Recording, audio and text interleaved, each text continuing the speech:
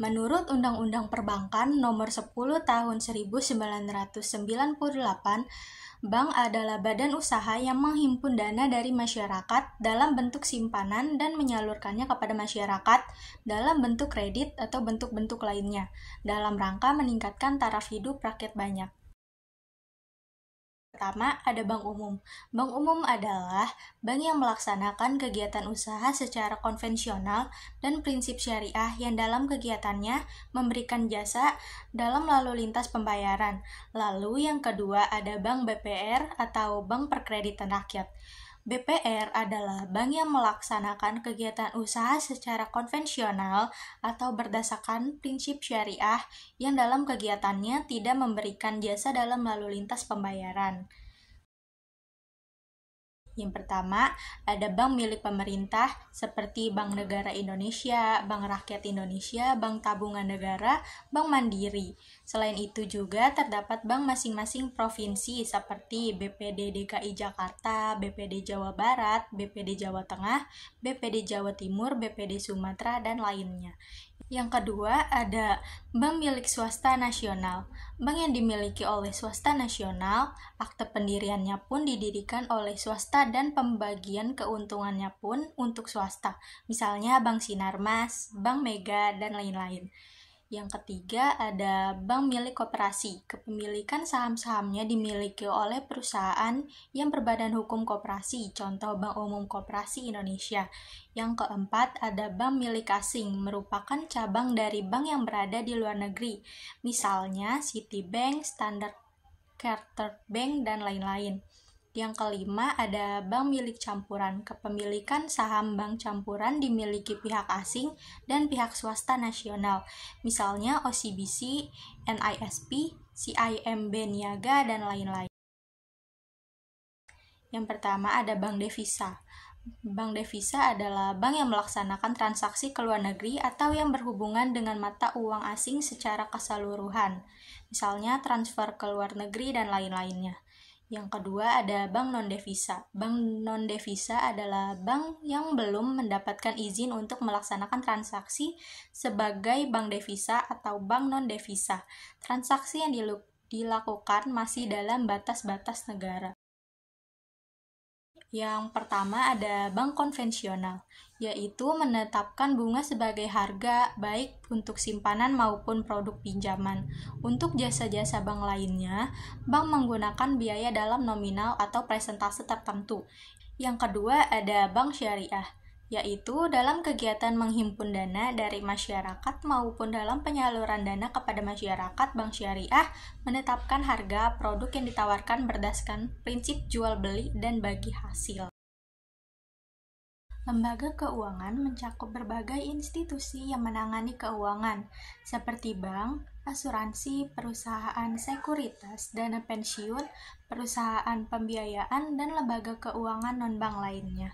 Mereka berperan dalam memfasilitasi peredaran uang, memberikan layanan keuangan, menyediakan pinjaman, serta mengelola resiko keuangan. Perkembangan perbankan di Indonesia telah mengalami banyak perubahan yang disebabkan oleh perkembangan internal dan eksternal dunia perbankan, sehingga menyebabkan kondisi perbankan secara umum dapat dikelompokkan menjadi 4 periode. Keempat periode itu adalah sebagai berikut. Yang pertama, kondisi perbankan sebelum serangkaian paket-paket diregulasi di sektor real dan moneter yang dimulai sejak 1980-an. Yang kedua, kondisi perbankan setelah munculnya diregulasi sampai dengan masa sebelum terjadinya krisis ekonomi pada akhir 1990-an. Yang ketiga, kondisi perbankan pada masa krisis ekonomi sejak akhir 1990-an. Yang keempat, kondisi perbankan pada saat sekarang ini.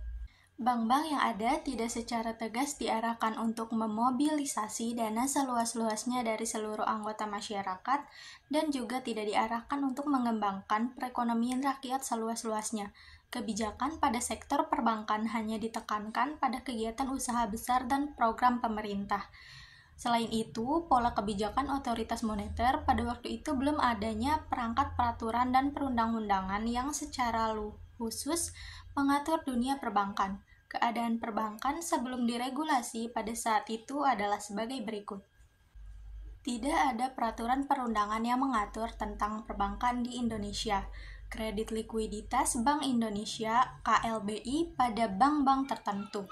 Bank banyak menanggung program-program pemerintah. Instrumen pasar uang yang terbatas. Jumlah bank swasta relatif sedikit. Sulitnya pendirian bank baru, persaingan antar bank yang tidak ketat, posisi tawar-menawar bank relatif lebih kuat daripada nasabah, prosedur perhubungan dengan bank yang rumit, bank bukan alternatif utama bagi masyarakat luas untuk menyimpan dan meminjam dana, mobilisasi dana lewat perbankan yang sangat rendah. Sebelum diberlakukannya Undang-Undang Nomor 7 Tahun 1992, bank dapat digolongkan berdasarkan jenis kegiatan usahanya, seperti bank tabungan, bank pembangunan, dan bank ekspor-impor. Setelah undang-undang tersebut berlaku, jenis bank yang diatur secara resmi hanya terdiri atas dua jenis, yaitu bank umum dan bank perkreditan rakyat atau BPR. Kegiatan-kegiatan usaha yang dapat dilakukan oleh bank umum secara lengkap adalah sebagai berikut. Yang pertama, yaitu menghimpun dana dari masyarakat dalam bentuk simpanan berupa giro, deposito berjangka, sertifikat, deposito, tabungan, atau bentuk lainnya yang dapat dipersamakan dengan itu. Yang kedua, yaitu memberikan kredit. Yang ketiga, menerbitkan surat perlakuan hutang. Yang keempat, membeli, menjual, atau menjamin atas risiko sendiri maupun untuk kepentingan dan atas perintah nasabahnya. Yang kelima, memindahkan uang baik untuk kepentingan sendiri maupun untuk kepentingan nasabah. Yang keenam, menempatkan dana pada peminjam dari atau meminjamkan dana kepada pihak lain, baik dengan menggunakan surat, sarana telekomunikasi, maupun dengan wesel tunjuk, cek, atau sarana lainnya. Yang ketujuh, menerima pembayaran dari tagihan atas surat berharga dan melakukan perhitungan dengan atau antar pihak ketiga. Yang kedelapan, menyediakan tempat untuk menyimpan barang dan surat berharga. Kesembilan, melakukan kegiatan penitipan untuk kepentingan pihak lain berdasarkan pada suatu kontrak. Kesepuluh, melakukan penempatan dana dari nasabah kepada nasabah lainnya dalam bentuk surat berharga yang tidak tercatat di bursa efek. 11. Melakukan kegiatan anak piutang, usaha kartu kredit, dan kegiatan wali amanat. Ke-12, menyediakan pembiayaan dan atau melakukan kegiatan lain berdasarkan prinsip syariah sesuai dengan ketentuan yang ditetapkan oleh Bank Indonesia. 13. Melakukan kegiatan dalam valuta asing dengan memenuhi ketentuan yang ditetapkan oleh Bank Indonesia. 14. Melakukan kegiatan penyertaan modal pada bank atau perusahaan lain dalam bidang keuangan seperti sewa guna usaha, modal ventura, perusahaan efek, asuransi, serta lembaga clearing, penyelesaian, dan penyimpanan dengan memenuhi ketentuan yang ditetapkan oleh Bank Indonesia. 15. Melakukan kegiatan penyertaan modal sementara untuk mengatasi akibat kegagalan kredit atau kegagalan pembiayaan berdasarkan prinsip syariah, dengan syarat harus menarik kembali penyertaan dengan memenuhi ketentuan yang ditetapkan oleh Bank Indonesia. 16. Bertindak sebagai pendiri dana pensiun dan pengurus dana pensiun sesuai dengan ketentuan dalam peraturan perundang-undangan dana pensiun yang berlaku. 17. Memberi sebagian atau seluruh agunan baik melalui pelelangan maupun di luar pelelangan berdasarkan penyerahan secara sukarela oleh pemilik agunan atau berdasarkan kuasa untuk menjual di luar lelang dari pemilik agunan dalam hal nasabah debitor yang tidak memenuhi kewajibannya pada bank, dengan ketentuan agunan yang dibeli tersebut wajib dicairkan secepatnya. 18. Melakukan kegiatan lain yang lazim dilakukan oleh bank sepanjang tidak bertentangan dengan undang-undang dan peraturan perundangan lain yang berlaku.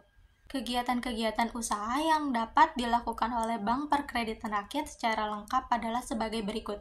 Yang pertama, menghimpun dana dari masyarakat dalam bentuk simpanan berupa deposito berjangka, tabungan, atau bentuk lainnya dan dipersamakan dengan itu. Yang kedua, memberikan kredit. Yang ketiga, menyediakan pembiayaan dan penempatan dana berdasarkan prinsip syariah sesuai dengan ketentuan yang ditetapkan oleh Bank Indonesia.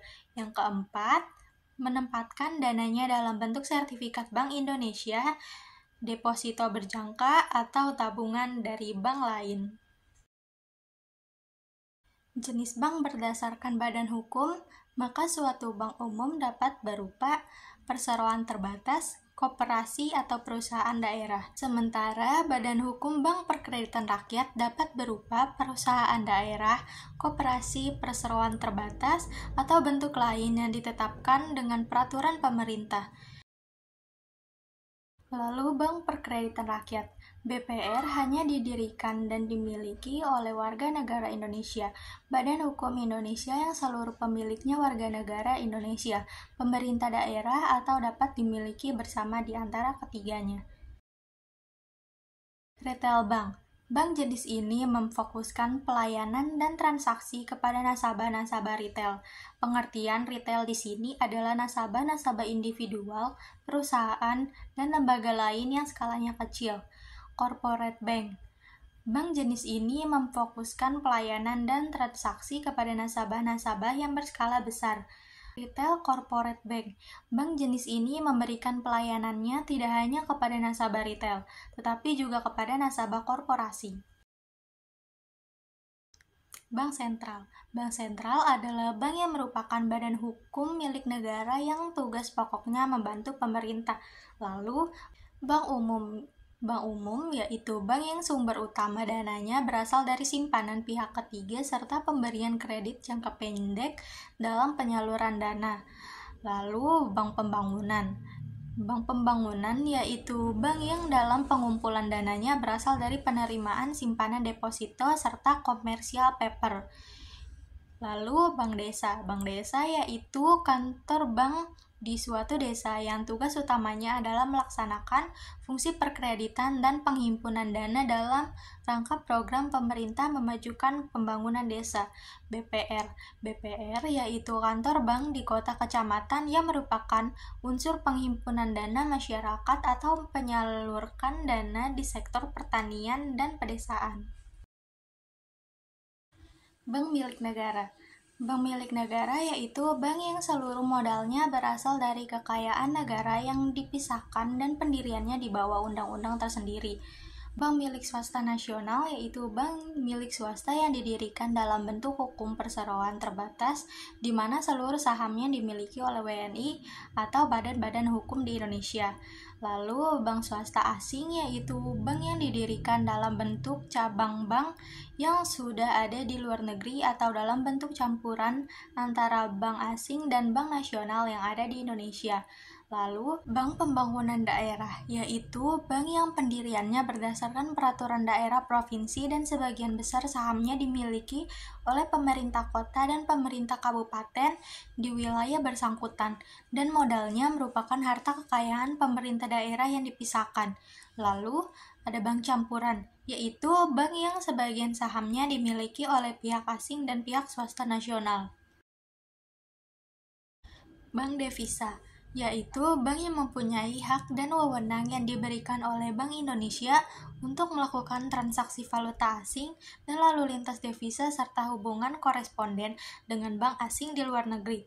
Bank non-devisa yaitu bank yang dalam operasionalnya hanya melaksanakan transaksi di dalam negeri, tidak melakukan transaksi valuta asing, dan tidak melakukan hubungan dengan bank asing di luar negeri.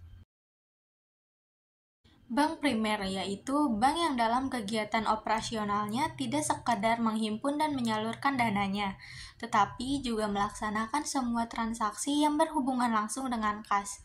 Bank sekunder yaitu bank yang dalam kegiatan operasionalnya hanya sekedar melaksanakan transaksi kas secara langsung. Unit banking system, yaitu bank yang kegiatan operasionalnya hanya mempunyai satu kantor dan melayani masyarakat di sekitar wilayah tersebut. Branch banking system, yaitu bank yang kegiatan operasionalnya di beberapa wilayah dan memiliki beberapa kantor cabang, di mana sistem organisasi, keuangan, dan sumber daya manusia terkait dengan kantor pusat. Holding company bank, yaitu sebuah bank yang memiliki satu atau lebih bank. Multi-holding company bank, yaitu bank yang memiliki perusahaan yang bergerak dalam bidang perbankan dan non-perbankan, correspondent banking, yaitu hubungan sistem antar bank di mana terdapat suatu pengaturan informasi antar bank sehingga bank-bank kecil mempunyai deposit pada bank-bank besar untuk membantu jasa pelayanannya. Komunitas bank lokal, yaitu bank yang beroperasi secara terbatas di daerah atau desa tertentu. Bank regional, yaitu bank yang beroperasi di pasar perkotaan atau regional. Bank multinasional, yaitu bank yang lingkup operasinya sampai pada tingkat nasional maupun internasional. Kesehatan suatu bank dapat diartikan sebagai kemampuan suatu bank untuk melakukan kegiatan operasional perbankan secara normal dan mampu memenuhi semua kewajibannya dengan baik dengan cara-cara yang sesuai dengan peraturan perbankan yang berlaku. Tingkat kesehatan bank merupakan hasil penilaian kualitatif atas berbagai aspek yang berpengaruh terhadap kondisi atau kinerja suatu bank melalui penilaian faktor permodalan, kualitas aset, manajemen, rentabilitas, likuiditas, sensitivitas terhadap resiko pasar. Penilaian kesehatan bank terhadap faktor The Camels yaitu permodalan atau capital, kualitas aset atau asset quality, manajemen atau management, rentabilitas atau earnings, likuiditas atau liquidity, dan sensitivitas terhadap risiko pasar atau sensitivity to market risk. Tujuan dari penerapan rahasia bank. Dasar kegiatan perbankan adalah kepercayaan masyarakat pada bank. Salah satu faktor yang dapat mempengaruhi kadar kepercayaan masyarakat terhadap bank adalah terjamin atau tidaknya rahasia nasabah yang ada di bank. Undang-undang perbankan mengatur ketentuan terkait rahasia bank untuk memastikan perlindungan data nasabah dan menjaga hubungan positif antar bank dan masyarakat. Pengecualian terhadap rahasia bank, yaitu termasuk kepentingan perpajakan, penyelesaian piutang bank oleh BUPLN atau PUPN, perkara peradilan pidana, perkara perdata bank dan nasabah, pertukaran informasi antar bank, permintaan tertulis dari nasabah, penanganan nasabah penyimpan yang meninggal dunia, serta pengecualian untuk BPK dan Bapepam, dan perkara pidana korupsi yang ditangani oleh KPK. Penghimpunan dana dari masyarakat perlu dilakukan dengan cara-cara tertentu sehingga efisien dan dapat disesuaikan dengan rencana penggunaan dana tersebut. Keberhasilan suatu bank dalam menghimpun dana dipengaruhi oleh hal-hal sebagai berikut. Pertama, kepercayaan masyarakat pada bank bersangkutan. Yang kedua, perkiraan tingkat pendapatan yang akan diperoleh oleh penyimpan dana lebih tinggi dibanding pendapatan dari alternatif investasi lain dengan tingkat risiko yang seimbang. Yang ketiga, risiko penyimpanan dana. Yang keempat, pelayanan yang diberikan oleh bank kepada penyimpan dana. Bank mempunyai 4 alternatif dalam menghimpun dana untuk kepentingan usahanya, yaitu dana sendiri. Ada ketentuan dari bank sentral yang mengatur tentang proporsi minimal modal sendiri yang dibandingkan dengan total nilai aset tertimbang menurut resiko, atau ATMR. Proporsi ini lebih dikenal dengan istilah rasio kecukupan modal atau capital adequacy ratio. Apabila capital adequacy ratio suatu bank terlalu rendah, maka kemampuan bank tersebut untuk bertahan pada saat mengalami kerugian juga rendah.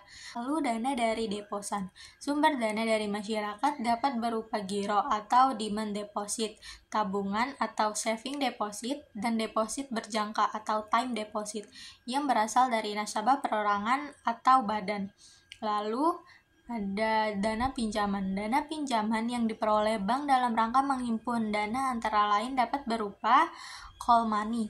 Call money merupakan sumber dana yang dapat diperoleh bank berupa pinjaman jangka pendek dari bank lain melalui interbank call money market. Pinjaman antar bank. Kebutuhan pendanaan kegiatan usaha suatu bank dapat juga diperoleh dari pinjaman jangka pendek dan menengah dari pihak lain. Kredit Likuiditas Bank Indonesia. Kredit Likuiditas Bank Indonesia atau KLBI adalah kredit yang diberikan oleh Bank Indonesia terutama kepada bank yang sedang mengalami kesulitan likuiditas.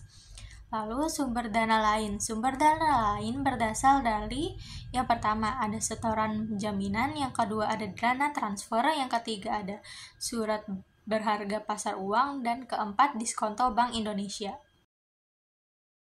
Kesimpulan dari materi ini adalah bank memperoleh sumber dana dari beberapa sumber seperti simpanan nasabah, pinjaman antar bank, pasar uang, penerbitan obligasi, modal sendiri, kredit dari bank sentral, dan pendapatan dari investasi. Dengan memanfaatkan beragam sumber dana ini, bank dapat menjalankan operasinya, memberikan layanan keuangan, dan menyediakan pinjaman kepada nasabah. Jasa-jasa bank lainnya merupakan kegiatan perbankan yang ketiga. Tujuan pemberian jasa-jasa bank ini adalah untuk mendukung dan memperlancar kegiatan penghimpun dana dan menyalurkan dana. Semakin lengkap jasa bank yang diberikan, semakin baik, dalam arti jika nasabah hendak melakukan suatu transaksi perbankan, cukup di satu bank saja. Adapun keuntungan yang diperoleh dari jasa-jasa bank ini antara lain biaya administrasi, biaya sewa, biaya kirim, biaya iuran, biaya tagih, biaya lainnya, biaya provisi, dan biaya komisi. Pertama, ada kiriman uang atau transfer. Transfer merupakan jasa pengiriman uang lewat bank baik dalam kota, luar kota, atau luar negeri. Kecepatan pengiriman, lama pengiriman, dan besarnya biaya kirim sangat tergantung dari sarana yang digunakan untuk mengirim. Yang kedua ada clearing. Clearing merupakan jasa penyelesaian utang piutang antar bank dengan cara saling menyerahkan warkat-warkat yang akan dikeliringkan di lembaga clearing, atau penagihan warkat seperti cek atau BG dari dalam kota. Yang ketiga ada inkaso. Inkaso merupakan jasa bank untuk menagihkan warkat-warkat yang berasal dari luar kota atau luar negeri. Yang keempat ada safe deposit box. Safe deposit box merupakan jasa-jasa bank yang diberikan kepada para nasabahnya. SDB berbentuk kotak dengan ukuran tertentu yang disewakan kepada nasabah yang berkepentingan untuk menyimpan dokumen-dokumen atau benda-benda berharga miliknya. Yang kelima ada bank card. Bank card merupakan kartu plastik yang dikeluarkan oleh bank yang diberikan kepada nasabahnya untuk dapat dipergunakan sebagai alat pembayaran di tempat-tempat tertentu. Bank card juga dapat diuangkan dengan cara mengambil uang tunai di ATM. Yang keenam ada bank notes. Merupakan uang kartal asing yang dikeluarkan dan diterbitkan oleh bank di luar negeri. Yang ketujuh ada travel check. Dikenal dengan nama cek wisata atau cek perjalanan yang biasanya digunakan oleh mereka yang hendak bepergian atau sering dibawa oleh turis. Kedelapan ada letter of credit. Letter of credit merupakan salah satu jasa bank yang diberikan kepada masyarakat untuk memperlancar arus bank atau ekspor-impor termasuk barang dalam negeri. Kesembilan, bank garansi dan referensi bank. Bank garansi yaitu jaminan pembayaran yang diberikan oleh bank kepada suatu pihak, baik perorangan, perusahaan, atau bank atau lembaga lainnya dalam bentuk surat jaminan. 10. Memberikan jasa-jasa di pasar modal. Jasa-jasa bank yang diberikan dalam rangka mendukung kelancaran transaksi di pasar modal antara lain penjamin emisi, penjamin, wali amanat, perantara perdagangan efek atau pialang, pedagang efek, perusahaan pengelola dana. Yang ke-11, menerima setoran-setoran. Jasa ini diutamakan untuk membantu nasabahnya dalam mengumpulkan setoran atau pembayaran lewat bank. Setoran atau pembayaran yang biasa diterima oleh bank antara lain seperti pembayaran listrik, pembayaran telepon, pembayaran pajak, pembayaran uang kuliah, pembayaran rekening air. Kesimpulan dari materi ini adalah bank menyediakan berbagai layanan seperti penyimpanan uang, pemberian pinjaman, pembayaran, investasi, pengelolaan keuangan, valuta asing, layanan perbankan digital, dan layanan asuransi.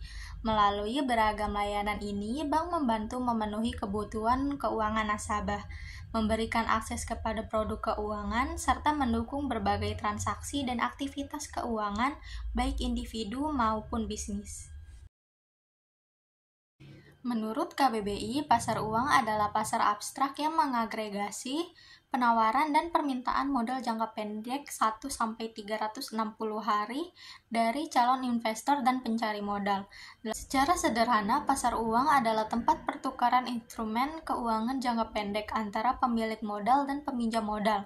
Pasar uang ada untuk memenuhi pengeluaran atau dana jangka pendek tertentu yang perlu ditutupi secepat mungkin. Dengan kata lain, pasar uang disebut juga pasar kredit jangka pendek, karena instrumen yang diperdagangkan berdurasi pendek hingga 1 tahun.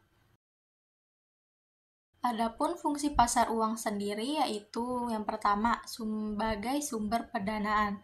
Pasar uang merupakan sarana mempertemukan pemegang modal dan peminjam modal. Bagi yang mencari modal, uang atau dana yang dimiliki investor dapat digunakan untuk mendanai modal kerja atau ekspansi usaha.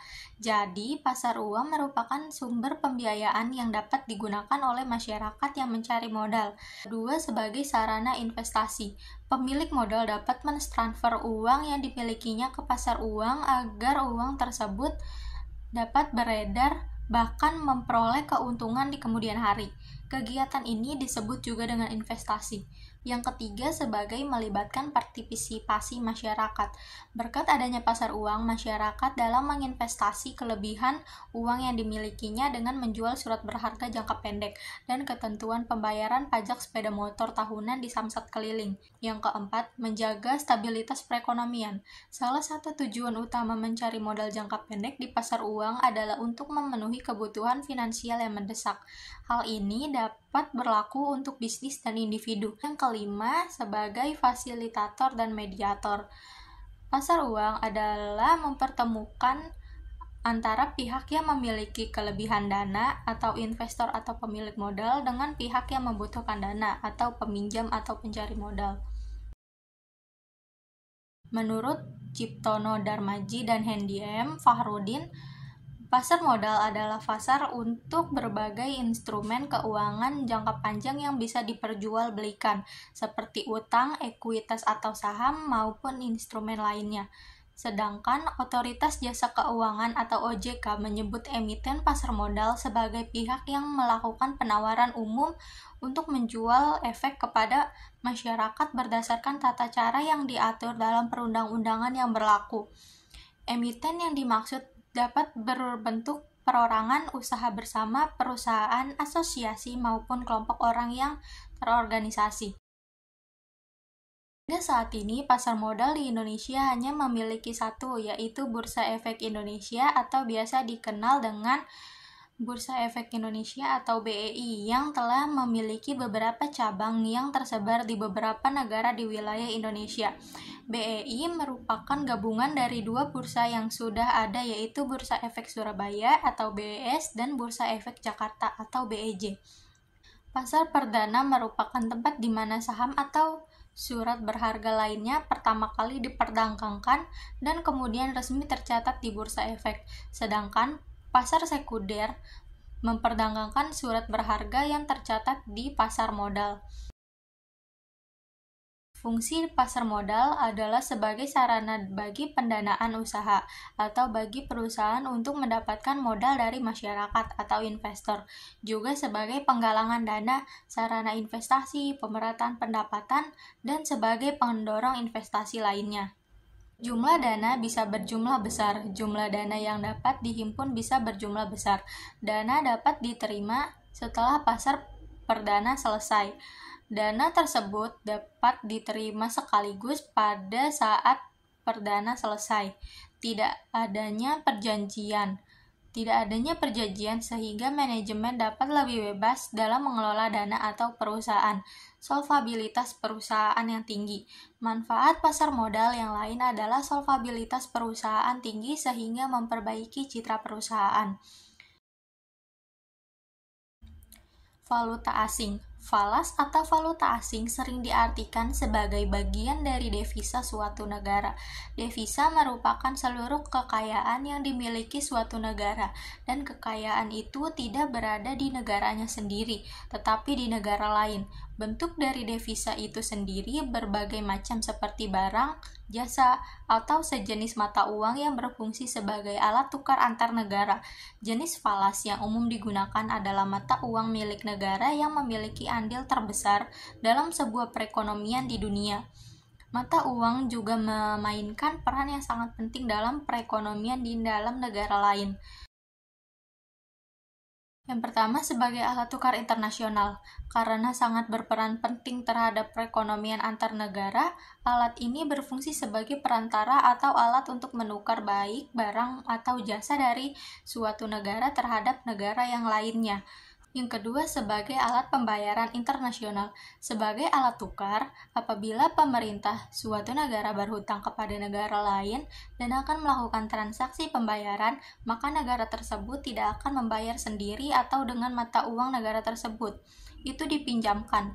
Hal ketiga, sebagai sarana pengendalian nilai tukar. Nilai tukar sendiri dapat dipahami sebagai perbandingan nilai suatu mata uang dengan nilai mata uang negara lain. Karena dianggap komparatif, maka nilai tukar ini dapat berubah sewaktu-waktu. Nilai tukar ini bisa kuat atau lemah tergantung kondisi masing-masing negara. Yang keempat, sebagai alat untuk memperlancar perdagangan internasional.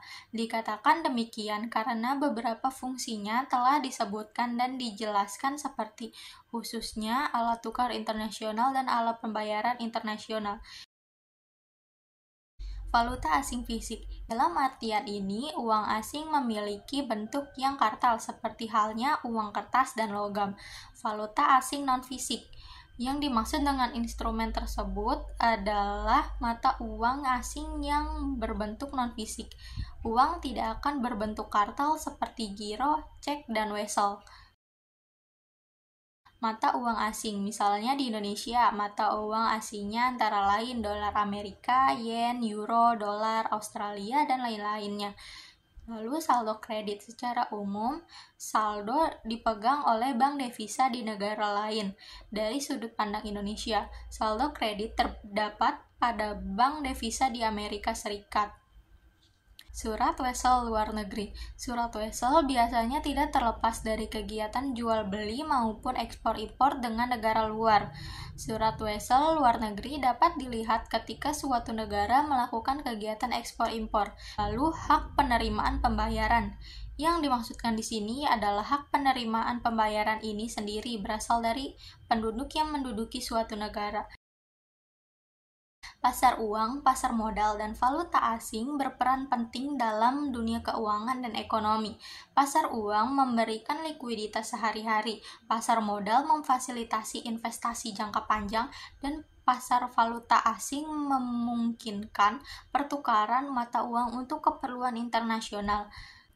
Memahami peran dan fungsi masing-masing pasar ini penting dalam manajemen keuangan dan investasi.